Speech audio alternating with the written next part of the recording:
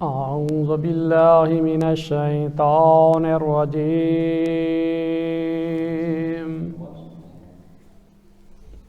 بسم الله الرحمن الرحيم.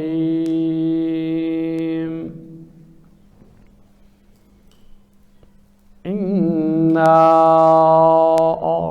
أعطيناك الكوثر فصل لربك وانحر إن شانئك هو الأبتر. صدق الله العلي العظيم.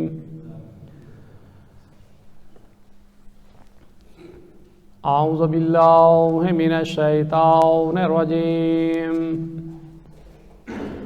بسم الله الرحمن الرحيم. الحمد لله رب العالمين.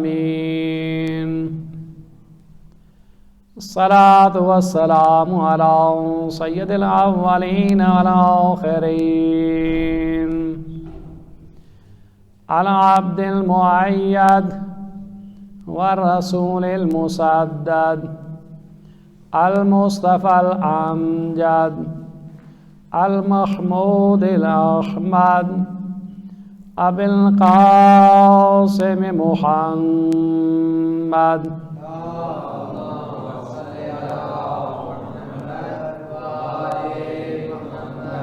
وعلى آله الطيبين الطاهرين المعصومين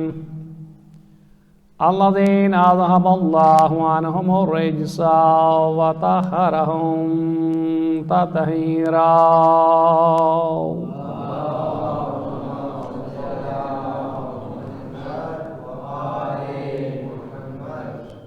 أما بعد، قال رسول الله صلى الله عليه وآله وسلم: بسم الله الرحمن الرحيم. خلق نور فاطمة قبل السماء والأرض صلوات.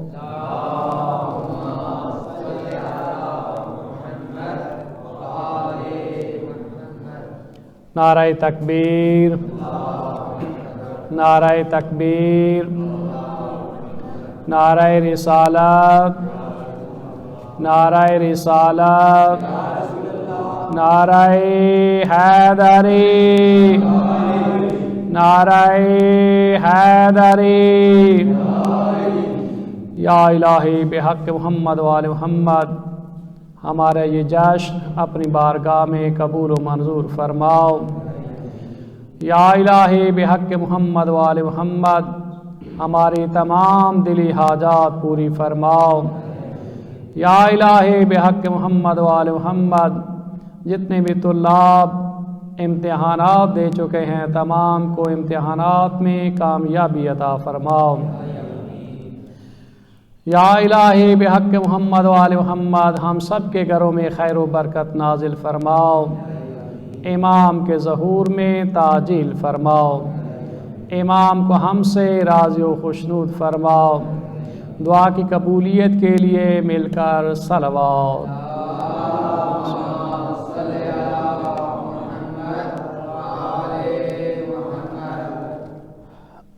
قبل اس کے کہ میں اپنے موضوع کے بارے میں کچھ عرائض پیش کروں، آج شب ولادت بسعادت حضرت فاطمہ الزہرا سلام اللہ علیہا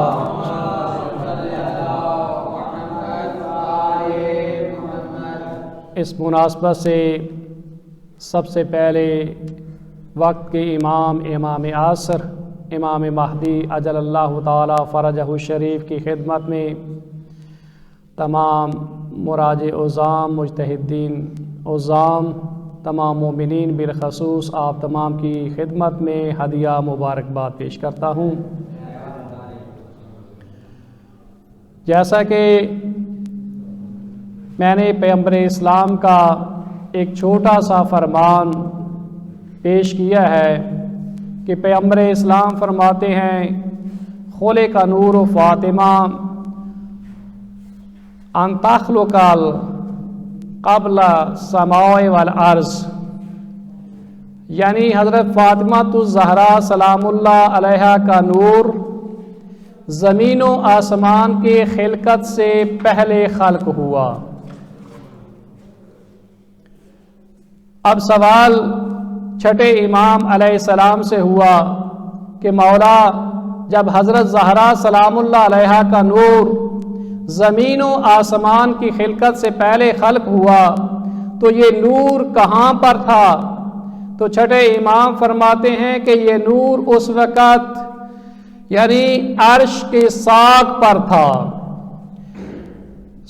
راوی نے دوسرا سوال کیا مولا سے، مولا وہاں پر رہتے ہوئے کیا وظیفہ انجام دے رہا تھا؟ تو اس وقت چھٹے امام نے فرمایا کہ اس نور کا وظیفہ یہ تھا کہ سبحان اللہ، الحمدللہ، لا الہ الا اللہ کی تسبیح کا ورد کر رہا تھا۔ یعنی زمین و آسمان نہ تھی، نہ جنت تھی، نہ جہنم تھے، یعنی کوئی چیز نہ تھی جب اس نور کو خلق کیا، اور خدا کی حمد و ثنا کرنے والا یہ نور تھا۔ یعنی سب سے پہلی حمد و ثنا کرنے والا نور، نور محمد، نور پنجتن پاک، نور حضرت زہرا سلام اللہ علیہا تھا۔ اور اس کے بعد یہ نور اپنے مراحل طے کرتا رہا،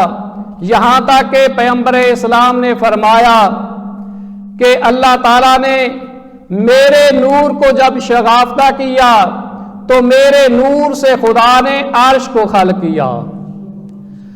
اور میرے نور سے عرش کو خلق کیا، اور میرے نور کو پیغمبر نے فرمایا میرے نور کو اللہ نے اپنے نور سے خلق کیا۔ بس میرا نور جو ہے وہ عرش کے نور سے افضل و بہتر ہے۔ اور اس کے بعد پیغمبر نے فرمایا امام علی علیہ السلام کے نور کو شگافتہ کیا گیا۔ امام علی علیہ السلام کے نور سے خدا نے فرشتوں کو، ملائکہ کو خلق کیا،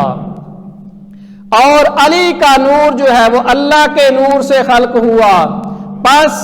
علی کا نور جو ہے وہ فرشتوں اور ملائکہ کے نور سے افضل ہے۔ پھر پیغمبر نے فرمایا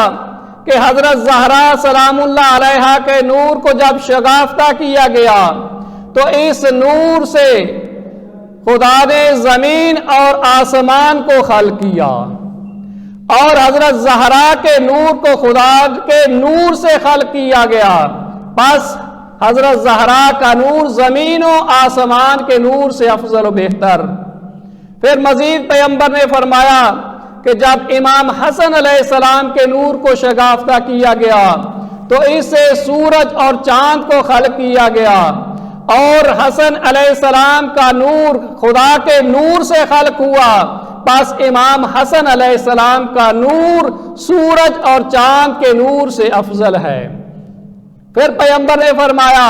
کہ امام حسین علیہ السلام کے نور کو شگافتہ کیا گیا، اور جب امام حسین علیہ السلام کے نور کو شگافتہ کیا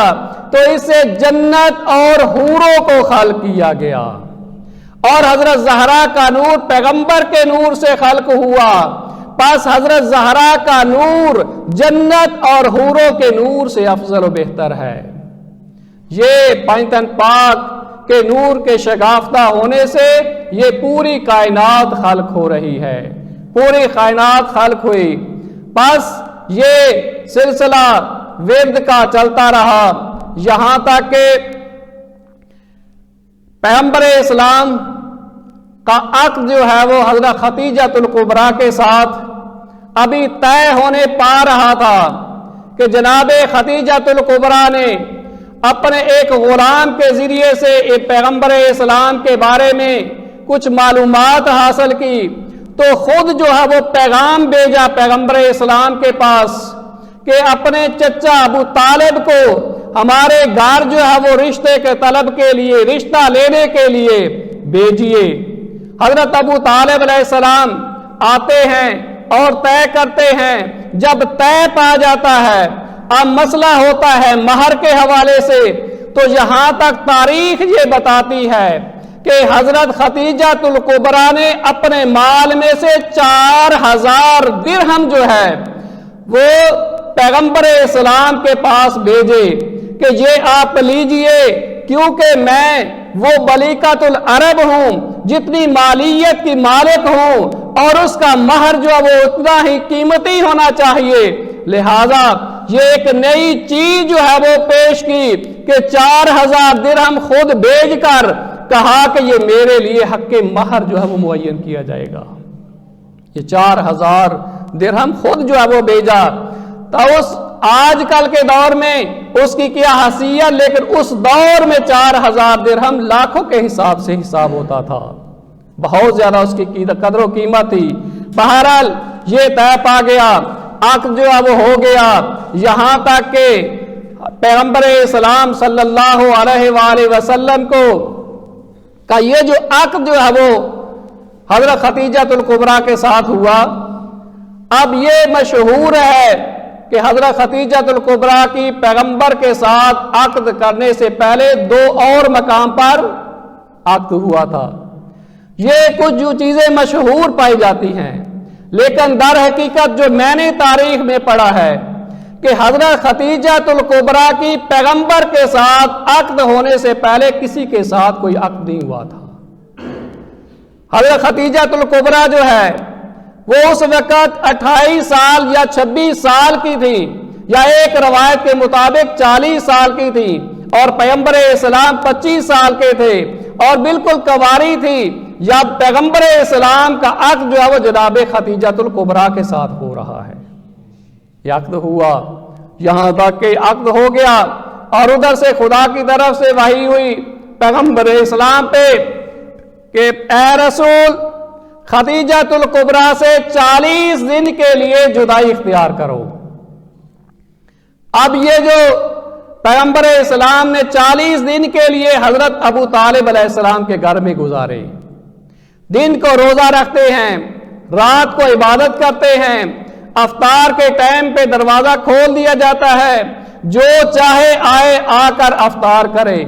لیکن 40ویں دن جو ہے حضرت جبرائیل جب جنت سے کھانا لے کر آتے ہیں، وہ انگور یا کھجور یا سیب کی صورت میں ہے، جب وہ لایا جاتا ہے، اور آج پیغمبر اسلام فرما رہے ہیں کہ آج دروازہ بند کر دیا جائے، کہ میرے ساتھ کوئی باہر کا آدمی شریک نہیں ہو سکتا، یہ صرف میرے لیے مخصوص غذا ہے۔ پیغمبر اسلام نے اس غذا کو کھایا، کھانے کے بعد معمول تھا عبادت کرتے تھے، لیکن حضرت جبرائیل نے فرمایا کہ آج آپ نے یہاں پہ نہیں ٹھہرنا، آج آپ نے اپنے گھر تشریف لے جانا ہے۔ 40 دن کے بعد اپنے گھر تشریف لے گئے، یہاں تک کہ وہ دن گزرتے گئے، یہاں تک کہ وہ دن آن پہنچا کہ وہی خدیجہ الکبریٰ ہے کہ جب شادی جو ہے وہ پیغمبر اسلام کے ساتھ ہوئی تھی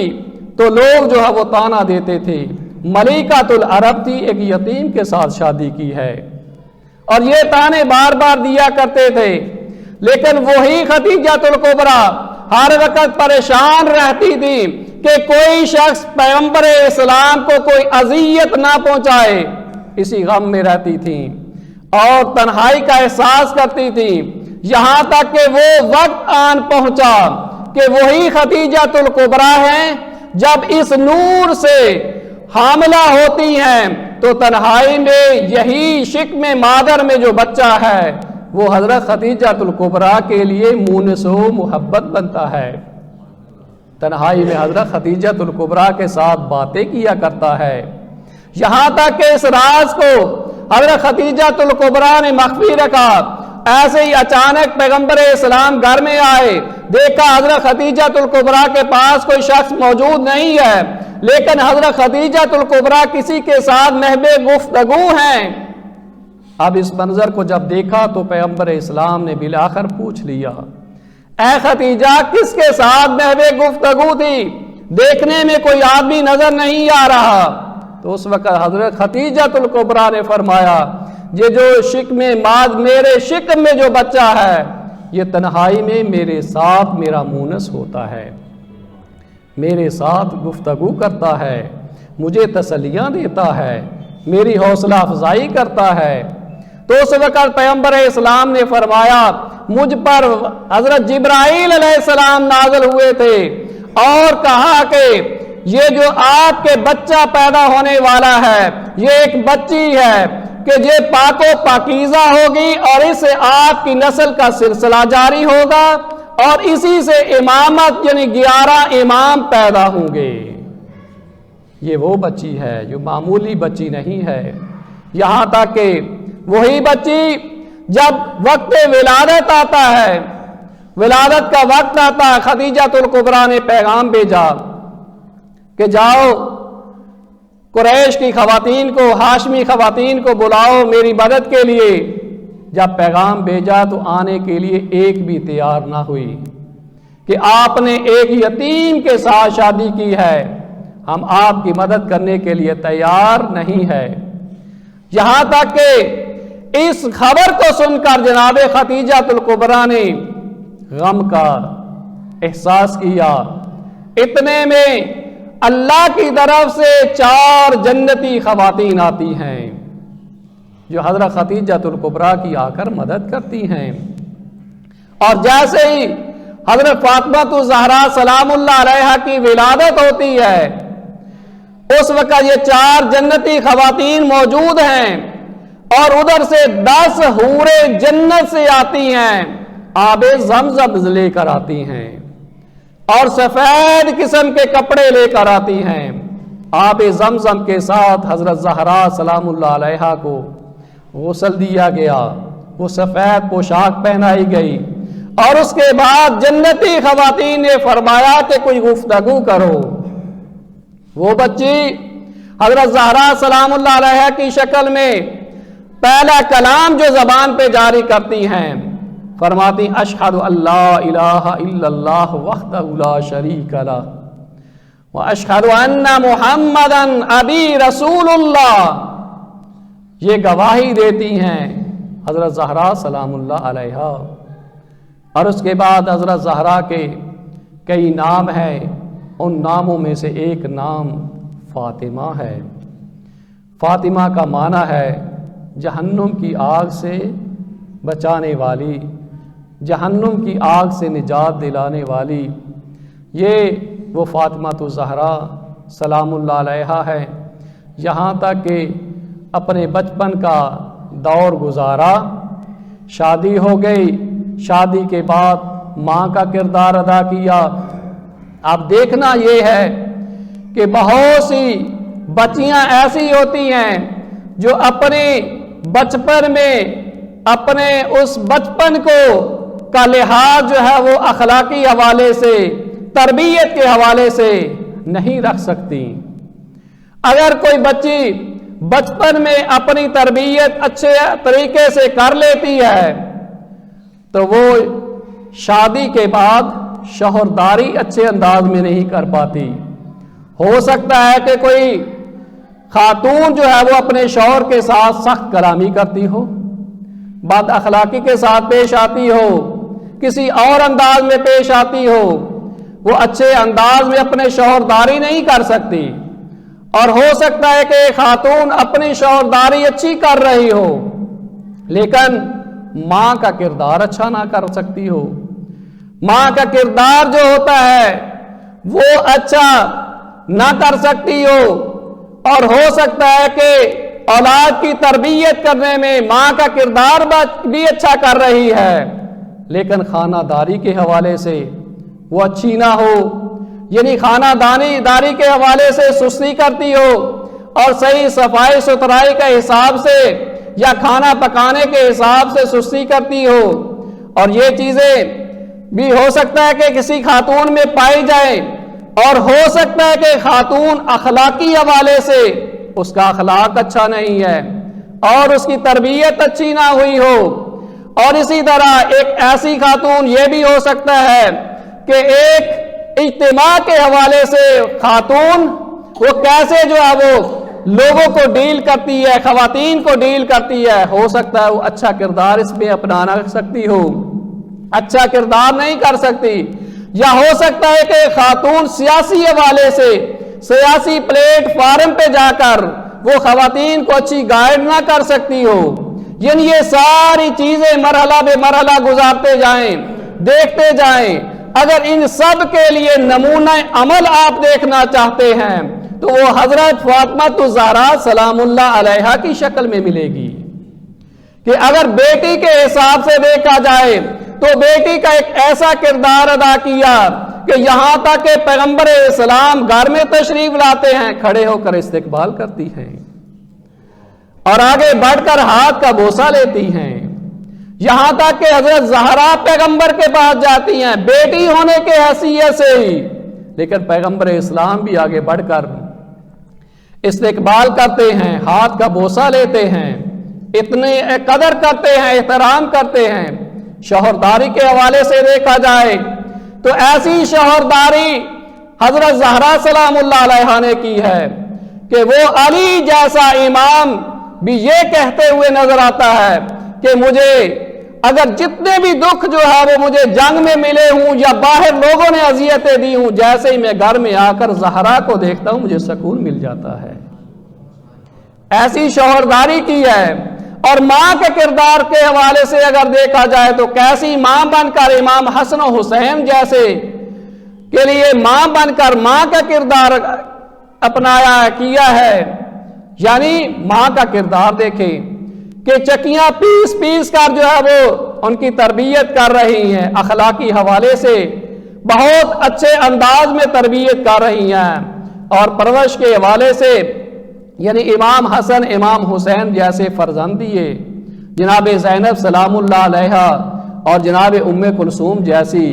بیٹیاں عطا کی ہیں۔ تربیت کے حوالے سے بہت زیادہ تربیت کی، خانہ داری کے حوالے سے بھی دیکھ لیا جائے تو خانہ داری کے حوالے سے بھی حضرت زہرا سلام اللہ علیہا نے چکیاں پیس پیس کر جو ہے وہ تربیت کی ہے، اور ان کی خیال رکھا ہے صفائی ستھرائی کے حوالے سے بھی۔ بہرحال طول نہ دوں کہ ہمارے لیے ایک نمونہ عمل جو ہے وہ حضرت زہرا سلام اللہ علیہا، صلوات پڑھ لیجیے۔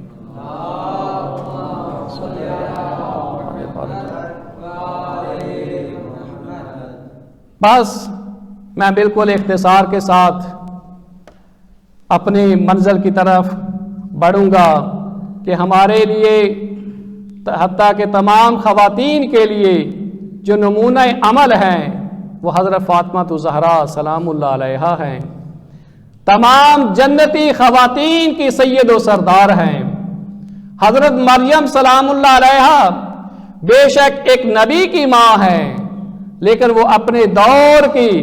خواتین کی سردار ہیں، لیکن حضرت زہرا سلام اللہ علیہا وہ خاتون ہیں جو حضرت آدم علیہ السلام سے لے کر قیامت تک جتنی خواتین جنتی ہوں گی تمام کی سید و سردار ہیں، یہاں تک کہ یہی زہرا جس کا آخری وقت جب آیا مریض ہوئی تو امام علی علیہ السلام سے کہا کہ اے علی، یہ جو الماری کے اندر ایک شیشی پڑی ہوئی ہے یہ مجھے لا کر دے دو۔ حضرت علی علیہ السلام نے سوچا کہ شاید یہ شیشی وہ ہے کہ جس میں حضرت زہرا سلام اللہ علیہا نے خدا کے خوف سے گریہ کیا ہوگا اور اپنے آنسو جو ہے وہ اکٹھے کر کے اس کے اندر جو ہے وہ جمع کیے ہوں گے، اور آج یہ وصیت کر رہی ہیں کہ اے علی، یہ وہ شیشی الماری میں ہے، یہ میرے مرنے کے بعد اس شیشی کو میرے کفن میں رکھنا ہے۔ اب امام علی علیہ السلام یہ سوچ رہے ہیں کہ خوف خدا کے آنسو ہوں گے۔ بالآخر امام علی علیہ السلام نے پوچھ لیا، اے زہرا، اس شیشی کے اندر ہے کیا؟ اس وقت حضرت زہرا سلام اللہ علیہا نے کہا، اے علی، آپ نے مجھے شادی کا وقت یاد کروا دیا، آپ بیٹھیے، تشریف رکھیے اور میں آپ کو سارا شادی کا واقعہ سناتی ہوں۔ تو اس وقت حضرت زہرا نے فرمایا کہ ایک دفعہ میرے بابا میرے کمرے میں آئے، میرے حجرے میں آئے، اور میرے حجرے میں جیسے ہی آئے اور مجھے آ کر کہا، اے بیٹی زہرا،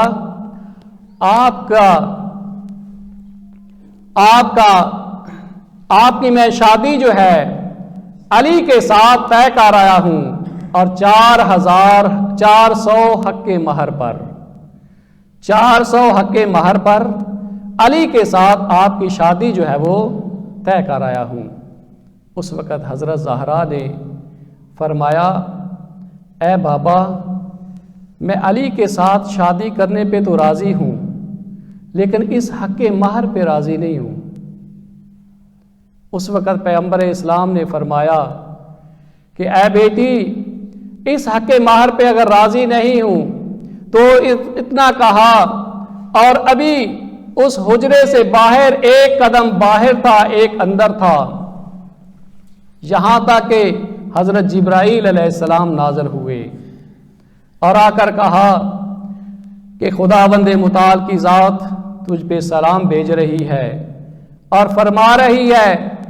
کہ زہرا کا حق مہر جو ہے، یہ جتنا نہروں کا پانی ہے، سمندروں کا پانی ہے، دریاؤں کا پانی ہے، تمام کا تمام جو ہے وہ حضرت زہرا کے حق مہر میں لکھ دیا ہے۔ یہ سارا حق مہر میں لکھ دیا ہے۔ کس کے حق مہر میں؟ حضرت زہرا کے حق مہر میں۔ لیکن اسی کا فرزند امام حسین، اسی پہ پانی بند کیا جا رہا ہے۔ تو بہرحال پھر جو ہے وہ حضرت زہرا نے کو جب پیغمبر اسلام نے آ کر کہا، اے زہرا، خدا کی طرف سے یہ آپ کا حق مہر طے ہوا، پھر حضرت زہرا نے فرمایا، اے بابا جان، میں علی کے ساتھ شادی کرنے پہ راضی ہوں، لیکن اس حق مہر پہ بھی راضی نہیں ہوں۔ پھر ابھی حجرے سے باہر جو ہے، میں تھوڑا سا حوالہ دیتا جاؤں، یہ ہمارے بھائیوں کی کتاب ہے امت کے نام سے، جس کو علامہ طالب جوہری جو ہے وہ بیان فرما رہے تھے، تو اسی سلسلے میں آگے بڑھا جاؤں گا، کیونکہ کچھ پریشانی کے آثار نظر آ رہے تھے اس حوالے سے۔ تو بہرحال پھر جو ہے وہ پیغمبر اسلام جیسے ہی حجرے سے باہر ایک قدم باہر رکھا، ایک اندر تھا، فوراً حضرت جبرائیل جو ہے وہ نازل ہوئے اور کہا کہ خدا کی طرف سے آپ پہ سلام بھیجا ہے، اور کہا کہ حضرت زہرا کا حق مہر جو ہے، یہ جتنی پہاڑوں کے اندر کانیں ہیں، ہیرے جواہرات ہیں، یہ تمام کا تمام جو ہے وہ حق مہر میں لکھ دیا ہے۔ اور پھر پیغمبر اسلام خوش ہو گئے، حضرت زہرا سے جا کر کہا کہ اے بیٹی زہرا، آپ کا حق مہر خدا کی طرف سے اتنا ہیرے جواہرات یہ تمام کے تمام پہاڑوں میں جو موجود ہیں وہ آپ کے حق مہر میں لکھ دیا گیا ہے۔ پھر حضرت زہرا نے کہا، اے بابا جان، میں علی کے ساتھ شادی کرنے پہ راضی ہوں، لیکن اس حق مہر پہ بھی راضی نہیں ہوں۔ اب اتنا کہنا تھا، پھر پیغمبر اسلام اٹھے اور اٹھ کر کمرے سے باہر جانے لگے، ایک قدم باہر تھا، ایک اندر تھا۔ پھر حضرت جبرائیل علیہ السلام نازل ہوئے، کہا کہ آپ پہ سلام بھیج رہا ہے، خدا کی ذات بھیج رہی ہے، اور فرمایا کہ یہ جتنی زمین ہے، تمام کی تمام زمین جو ہے حضرت زہرا کے حق مہر میں لکھ دیا ہے۔ پھر پیغمبر اسلام واپس پلٹے، حضرت زہرا سے آ کر فرمایا، اے بیٹی زہرا، آپ کا حق مہر جو ہے وہ تمام کی تمام زمین جو ہے وہ لکھ دی گئی ہے۔ اب جب یہ کہا تو پھر حضرت زہرا نے فرمایا، اے بابا، میں علی کے ساتھ شادی کرنے پہ راضی ہوں، لیکن اس حق مہر پہ بھی راضی نہیں ہوں۔ جب یہ حضرت زہرا نے فرمایا تو اس وقت پیغمبر اسلام نے پوچھا، اے بیٹی زہرا، آپ کون سا حق مہر چاہتی ہیں کہ جس میں آپ راضی ہو جائیں؟ تو اس وقت حضرت زہرا نے فرمایا، اے بابا جان، اے بابا جان،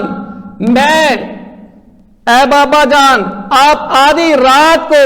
جب اٹھ اٹھ کر اللہ کی عبادت کرتے ہیں اور اپنی زلفیں پھیلا کر خدا کی بارگاہ میں گڑ گڑا کے دعا کرتے ہیں اپنی امت کی شفاعت کے لیے، اور میں بھی یہ حق مہر میں یہ چاہ رہی ہوں کہ مجھے حق مہر جو ہے وہ قیامت کے دن آپ کی امت کی شفاعت چاہیے۔ اب اتنا کہنا تھا، پیغمبر اسلام جیسے ہی کمرے سے باہر جانے لگے اسی وقت حضرت جبرائیل جو ہے وہ ایک کاغذ لے کر آئے، اس کاغذ پہ اوپر لکھا ہوا تھا کہ حضرت زہرا کے حق مہر میں یہ تمام کی تمام روز قیامت میں شفاعت لکھ دی گئی ہے، اور اس کاغذ کو لے کر قیامت کے دن آئے گی اور جس جس کی شفاعت کرتی جائے گی اس کی شفاعت ہوتی جائے گی۔ یہ تھا حق مہر جو علامہ طالب جوہری نے اپنے بیانات میں فرمایا تھا، جس کا ایک خلاصہ آپ کے سامنے پیش کیا انہی کلمات کے ساتھ۔ قبلہ کعبہ مولانا شفیق الحسن صاحب تشریف لائیں گے، فضائل سے مستفید فرمائیں۔ محمد وآل محمد صلوات۔